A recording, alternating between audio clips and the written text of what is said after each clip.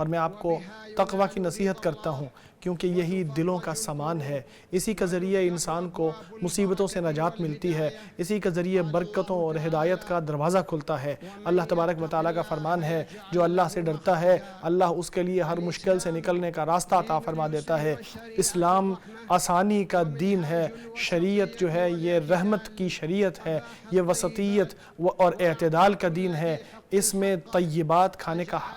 حکم دیا گیا ہے، پاکیزہ چیزیں کھانے کا حکم دیا گیا ہے، اور اس میں میانہ روی اختیار کی گئی ہے۔ روح کا اپنا حصہ، جسم کا اپنا حصہ، اور سنجیدگی کا اپنا حصہ، راحت کا اپنا حصہ، اسی طرح دنیا کا اپنا حصہ، آخرت کا اپنا حصہ، اور اسی طرح دین کے اندر یہ میانہ روی اختیار کی گئی ہے۔ اور پھر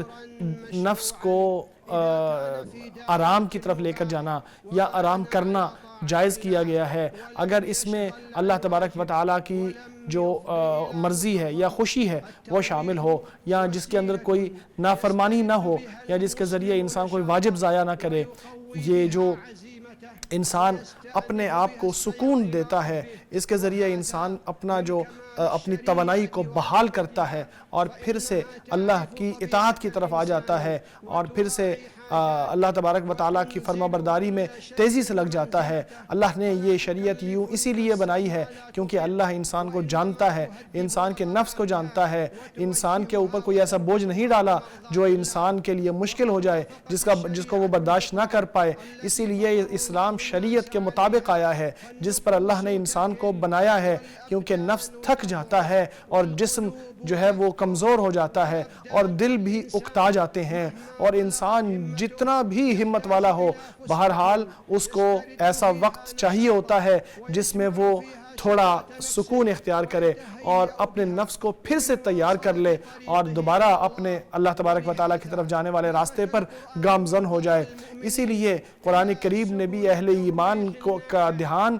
اس طرف لگایا کہ کون سی ایسی چیزیں ہیں جو انسان کے ایمان کو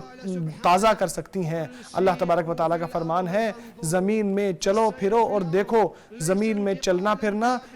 جسم کے ذریعے ایک جگہ سے دوسرے جگہ جانے کا نام ہی نہیں ہے، بلکہ اللہ کی نشانیوں کو دیکھنے کا موقع ہے، اللہ تبارک و تعالیٰ کی کائنات پر غور و فکر کرنے کا وقت ہے، جس کے اندر انسان گزشتہ قوموں کے حال پر غور کرتا ہے، نفس کو سکون ملتا ہے، انسان کو بصیرت نصیب ہوتی ہے، انسان سبق حاصل کرتا ہے۔ اسی طرح اللہ تعالیٰ نے زینت اور پاکیزہ چیزیں حلال کی ہیں۔ اللہ کا فرمان ہے، کس نے حرام کی وہ زینت جو اللہ نے اپنے بندوں کے لیے نکالی ہیں، اور طیبات پاکیزہ رزق کس نے